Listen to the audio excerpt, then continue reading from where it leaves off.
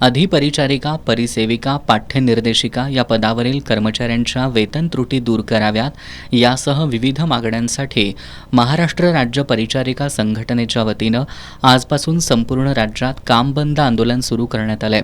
कोल्हापुरातही संघटनेच्या वतीनं छत्रपती प्रमिलाराजे सर्वोपचार रुग्णालयाच्या आवारात परिचारिकांनी बेमुदत काम बंद आंदोलन करत घोषणाबाजी केली।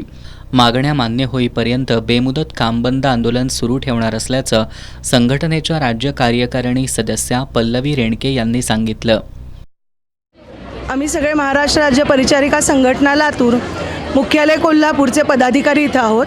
गेले 15 ते 16 आमचं विविध मागण्यांसाठी मुंबई ते आझाद मैदान इथं धरणं आंदोलन झालं।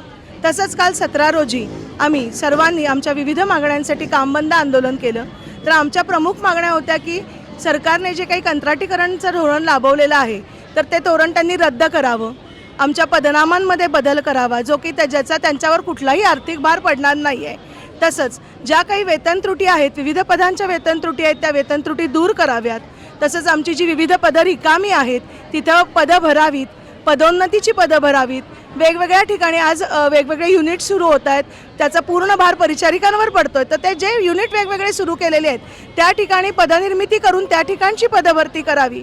आमच्या विद्यार्थ्यांचं जे विद्यावेतन आहे ते बरेच वर्षापासून खूप तुटपुंज आहे। आजच्या महागाईच्या काळात त्या विद्यार्थ्यांना, आमच्या नर्सिंगच्या विद्यार्थ्यांना हे विद्यावेतन खूपच कमी आहे। तर त्या विद्यार्थ्यांचं ते विद्यावेतन वाढावं अशा विविध मागण्यांसाठी गेले 2 दिवस 3 दिवस आम्ही धरणे आंदोलन 2 दिवस, कालचा दिवस पूर्ण कामबंद आंदोलन होतं आणि आजपासून आम्ही आमच्या या मागण्यांसाठी बेमुदत आंदोलन सुरू केलेलं आहे।